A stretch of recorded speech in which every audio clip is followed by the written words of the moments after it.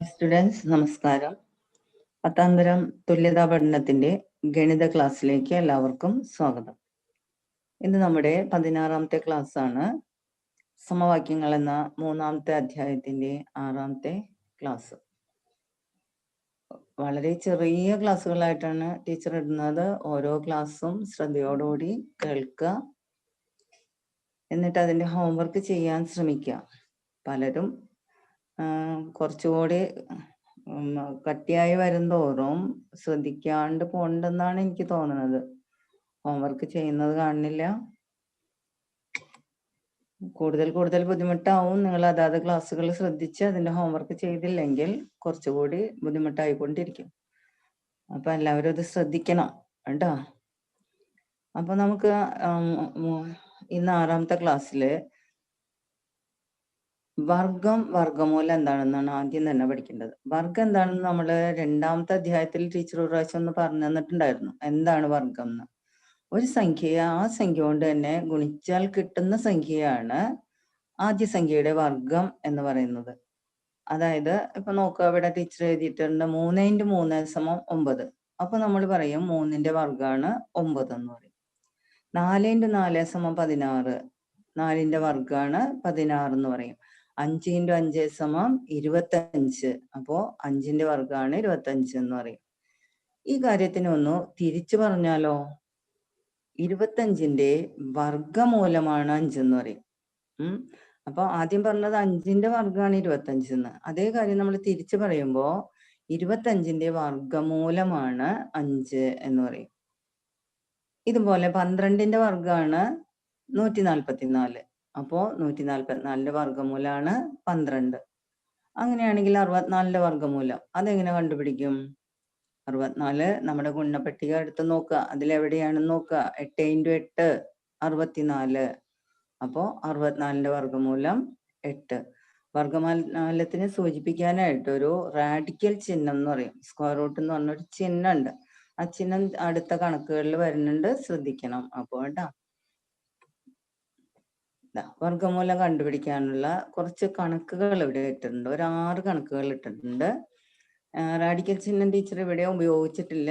ഇനി അടുത്ത ഇത് വരുമ്പോഴേക്കും, സ്ലൈഡ് വരുമ്പോഴേക്കും അത് ഉപയോഗിച്ചിട്ടുള്ളൂ. നോക്കാം, 25 ആണ് ആദ്യത്തെ സംഖ്യ. ഇതിന്റെയാണ് വർഗമൂലം കാണേണ്ടത്. അപ്പൊ 25നെ 5 × 5 എന്ന് എഴുതാം. അതായത് ഒരു സംഖ്യയെ അതേ സംഖ്യ കൊണ്ട് ഗുണിക്കുന്ന രൂപത്തിൽ എഴുതാൻ പറ്റി. 5 × 5 = 25. അപ്പോ അതിന്റെ വർഗമൂലം 5. ഇതേപോലെ അടുത്ത സംഖ്യ എഴുതി 625. 625ന് 25 × 25 എന്ന് എഴുതാൻ പറ്റും. അപ്പോ നമുക്ക് മനസ്സിലായി 625ന്റെ വർഗമൂലം 25.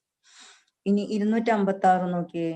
അതിന് നമുക്ക് 16 × 16 ഗുണിച്ചാലാണ് 256 ആവുന്നത്. അപ്പോ 256ന്റെ വർഗമൂലമാണ് 16. ഇതുപോലെ 196. 196 എന്ന് പറയുന്നത് 14 × 14 ആണ്.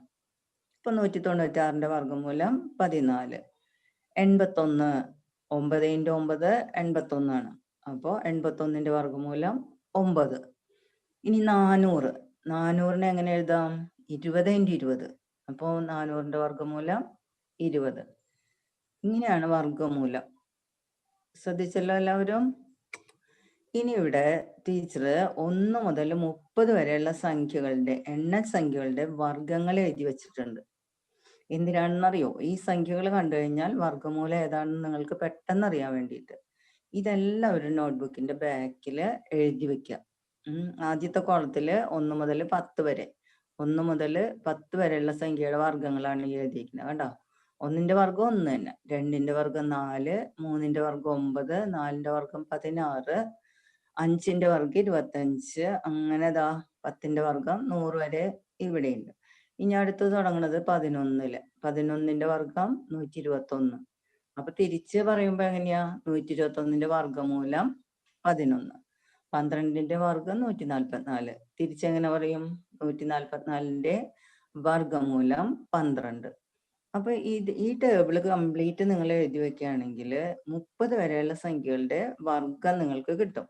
അപ്പൊ ഇതിലേതെങ്കിലും ഒരു സംഖ്യയാണ് വർഗമൂലം കാണാൻ തന്നതെങ്കിൽ പെട്ടെന്ന് നിങ്ങൾക്കിത് നോക്കിയെടുക്കാൻ വേണ്ടിയിട്ടാണ് ഇത് കംപ്ലീറ്റ് നോട്ട്ബുക്കിന്റെ ബാക്കിൽ, അല്ലാണ്ട് ഇപ്പൊ ചോദ്യം ചെയ്യണോടത്ത് അങ്ങോട്ട് എഴുതി വെക്കണ്ട. നോട്ട്ബുക്കിന്റെ ബാക്കിൽ 1 മുതൽ 30 വരെയുള്ള സംഖ്യകൾ എഴുതുക. അതിന്റെ വർഗങ്ങളാണ് ഈ വലതുവശത്ത് എഴുതിയിട്ടുള്ളത് ടീച്ചർ. അത് എഴുതി വെക്കുക എല്ലാവരും കേട്ടോ. അതിനാണ് ഇത് വെച്ചിട്ടുള്ളത് ടീച്ചർ. ഇനി അതിനെ ഉപയോഗപ്പെടുത്തിയിട്ട് വർഗമൂലം കാണും. അതിനുള്ള ചോദ്യങ്ങളാണ് 10 ചോദ്യം ഇവിടെ ഇട്ടിട്ടുണ്ട്. അതിൽ ഒന്നാമത്തെ ചോദ്യം ടീച്ചർ ചെയ്തു വെച്ചിരിക്കുന്നത് നോക്കിയേ. വർഗമൂലത്തിന്റെ ചിഹ്നാണിത്, റാഡിക്കൽ ചിഹ്നം എന്ന് പറയും. ഇതിന് നമ്മൾ വായിക്കുക സ്ക്വയർ റൂട്ട്. ഈ ചിഹ്നത്തിന് നമ്മൾ വായിക്കുന്നത് സ്ക്വയർ റൂട്ട് എന്നാണ്. അതിന് നമ്മൾ ചുരുക്കി റൂട്ട് എന്ന് വായിച്ചാൽ മതി. ഇപ്പൊ റൂട്ട് 676 സമം റൂട്ട് ഓഫ് 26 ഇൻറ്റു 26. അതിന്റെ വർഗമൂലം അപ്പോ 26. ഇങ്ങനെയാണ് എഴുതാം. ഇതിന്റെ അർത്ഥം 676ന്റെ വർഗമൂലം സമം 26. എങ്ങനെയാണ് ചെയ്തിരിക്കുന്നതെന്ന് മനസ്സിലായല്ലോ. 676ന്റെ വർഗമൂലം കാണുക എന്നാണ് റൂട്ട് എഴുതി കഴിഞ്ഞാൽ അതിന്റെ അർത്ഥം. റൂട്ട് 676 എന്ന് പറഞ്ഞാൽ 676ന്റെ വർഗമൂലം. അപ്പോ 676ന്റെ വർഗമൂലം 26 എന്ന് ടീച്ചർ എഴുതി വെച്ചിട്ടുണ്ട്. അതുപോലെ ബാക്കിയുള്ള 9 കണക്കും നിങ്ങൾ ഇതുപോലെ ചെയ്യുക കേട്ടോ. തന്നെ ചെയ്യാൻ വേണ്ടിയിട്ടാണ് തൊട്ട് മുന്നിലുള്ള ടേബിൾ ടീച്ചർ തന്നിട്ടുള്ളത്.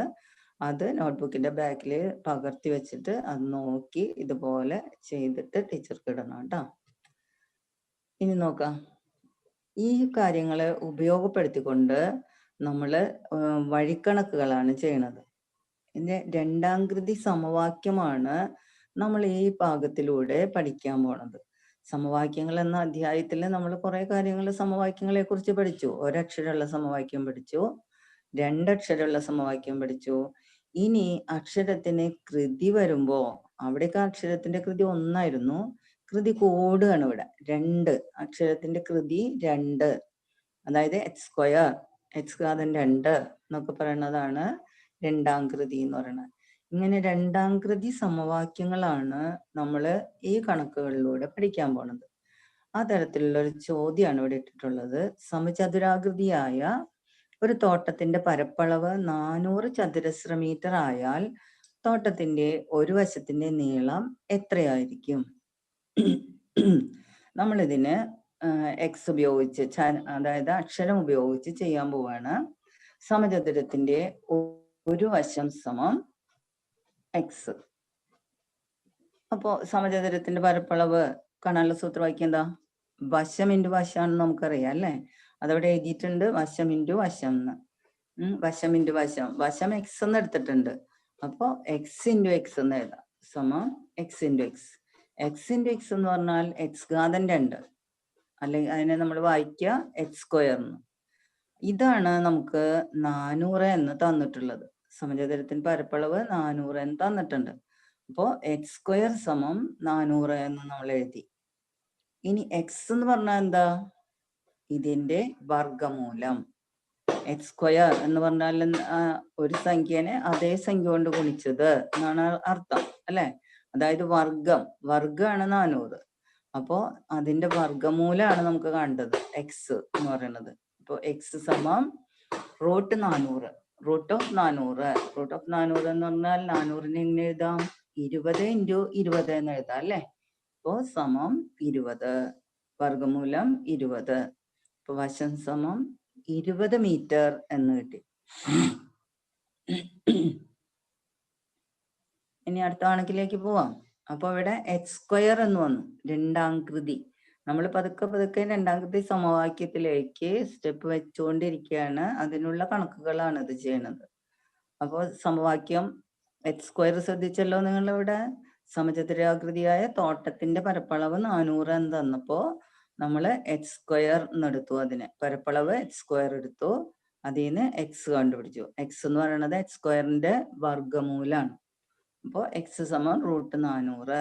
അങ്ങനെ വശം സമം 20 മീറ്റർ എന്ന് കിട്ടി. ഇനി അടുത്ത കണക്ക് നോക്കുക. ഒരു സംഖ്യയുടെ വർഗം 225 ആയാൽ സംഖ്യ ഏത്? ഇവിടെ നമ്മൾ എന്താ ചെയ്യണമെന്ന് നോക്കിയേ. സംഖ്യ സമം എക്സ് എന്നെടുത്തു. സംഖ്യയുടെ വർഗം അപ്പൊ എന്താവും? X square. നേരത്തെ കണ്ടില്ലേ അത്? X into X, X square. അപ്പൊ എക്സ് സ്ക്വയർ സമം 225. എക്സ് സ്ക്വയർ ആണ് 225 എന്ന് തന്നിട്ടുള്ളത്. അതിന് എക്സ് കാണാൻ എക്സ് സ്ക്വയറിന്റെ വർഗ്ഗമൂലമാണ് എക്സ്. എക്സ് സമം റൂട്ട് ഓഫ് 225. 225നെ നമുക്ക് ഇനി എങ്ങനെ എഴുതാം? 15 × 15 ഗുണിച്ചാലാണ് 225 കിട്ടുക അല്ലെ? അപ്പൊ അതിന് റൂട്ട് ഓഫ് 15 × 15, അതായത് എക്സ് സമം 15. വർഗ്ഗമൂലം എന്ന് പറഞ്ഞത് അതില് ഒരു 15 എടുത്താൽ മതി. സംഖ്യ സമം 15. ഇനി ഇതുപോലെ തന്നെ വേറൊരു ചോദ്യം കൂടിയിട്ടുണ്ട്. സമചതുരാകൃതിയായ ഒരു തോട്ടത്തിന്റെ പരപ്പളവ് 441 ചതുരശ്ര മീറ്റർ ആയാൽ തോട്ടത്തിന്റെ ഒരു വശത്തിന്റെ നീളം എത്ര? നോക്ക, ഇവിടെ നമ്മൾ എടുക്കുന്നത് സമചതുരത്തിന്റെ ഒരു വശം സമം എക്സ്, നേരത്തെ എടുത്ത പോലെ തന്നെ. സമചതുരത്തിന്റെ പരപ്പളവ് അത് സൂത്രവാക്യാണ്. വശം ഇൻറ്റു വശമാണ് സമചതുരത്തിന്റെ പരപ്പളവ് കാണാനുള്ള സൂത്രവാക്യം. അപ്പൊ വശം ഇൻറ്റു വശം സമം വശം എക്സ് എന്ന് നമ്മൾ എടുത്തിട്ടുണ്ട്. അപ്പോ എക്സ് ഇൻറ്റു എക്സ് എന്ന് എഴുതി. എക്സ് ഇൻറ്റു എക്സ് എന്ന് പറഞ്ഞാൽ എന്താ? എക്സ് ഘാതം 2, എക്സ് സ്ക്വയർ. എക്സ് സ്ക്വയർ സമം നമുക്ക് തന്നിട്ടുണ്ട് പരപ്പളവ് 441 എന്ന്, അതാണ് കൊടുത്തത് അവിടെ. എക്സ് സ്ക്വയർ സമം 441. ഇനി എക്സ് സ്ക്വയറിന്റെ വർഗ്ഗമൂലം എക്സ്. എക്സ് സമം റൂട്ട് ഓഫ് 441. അപ്പോ എക്സ് സമം റൂട്ട് ഓഫ് 21 ഇൻറ്റു 21. എക്സ് സമം 21. അപ്പോ വശം 21 മീറ്റർ. ശ്രദ്ധിച്ചാലും എക്സ് സ്ക്വയർ വന്നു കഴിഞ്ഞാല് എക്സ് കാണുന്നത്, അതായത് വർഗ്ഗമൂലം. വർഗം തന്നു കഴിഞ്ഞാല് വർഗ്ഗമൂലം കാണുന്ന രീതിയിലാണ് നമ്മൾ ഈ കണക്കുകളൊക്കെ ചെയ്തു പോണത്. അടുത്തത് നോക്കിയേ, അതിനേക്കാൾ ഒരു പൊടി കൂടുതൽ വ്യത്യാസം ഇട്ടിട്ടുള്ള ചോദ്യമാണിത്. ഒരു സംഖ്യയുടെ വർഗത്തിന്റെ 3 മടങ്ങ് 147 ആണ് എങ്കിൽ സംഖ്യ എത്ര? അപ്പൊ ഇവിടെ എന്താണ് നോക്കിയേ, വർഗത്തിന്റെ 3 മടങ്ങ്. സംഖ്യ എക്സ് എന്നെടുത്താൽ സംഖ്യയുടെ വർഗം എക്സ് സ്ക്വയർ ആണെന്ന് നമുക്കറിയാം. സംഖ്യയുടെ വർഗത്തിന്റെ 3 മടങ്ങ് സമം അതിന് 3 കൊണ്ട് ഗുണിച്ചാൽ മതി, 3x സ്ക്വയർ. ഇതാണ് നമുക്ക് 147 എന്ന് തന്നിട്ടുള്ളത്. അപ്പൊ നമുക്ക് ഇനി അടുത്ത വഴി എങ്ങനെ എഴുതാം? 3x സ്ക്വയർ സമം 147 എന്ന് എഴുതാം. എക്സ് സ്ക്വയർ സമം മുന്നേ നമ്മൾ ആദ്യത്തെ കണക്കുകളിലൊക്കെ ചെയ്തിട്ടില്ലേ, ഗുണനം മറുവശത്തേക്ക് പോകുമ്പോ ഹരണാവും. അപ്പോ 147/3. എക്സ് സ്ക്വയർ സമം 147നെ 3 കൊണ്ട് ഹരിച്ചാൽ 49 കിട്ടും. എക്സ് സമം റൂട്ട് ഓഫ് 49. റൂട്ട് 49 എന്ന് പറഞ്ഞാൽ റൂട്ട് 7 × 7, അതായത് 7. അപ്പൊ സംഖ്യ സമം 7. അപ്പൊ 4 കണക്കുകൾ വഴിക്കണക്കുകൾ നമ്മൾ ചെയ്തു കഴിഞ്ഞു. ഇതുപോലത്തെ കുറച്ച് വഴിക്കണക്ക് ടീച്ചർ ഇവിടെ ഹോംവർക്ക് ഇട്ടിട്ടുണ്ട്, 3 എണ്ണം. ഇത് ഇന്ന് തന്നെ ക്ലാസ് കണ്ട് ഉടനെ തന്നെ ഈ കണക്കുകൾ ചെയ്യാം കേട്ടാ. ഓക്കെ.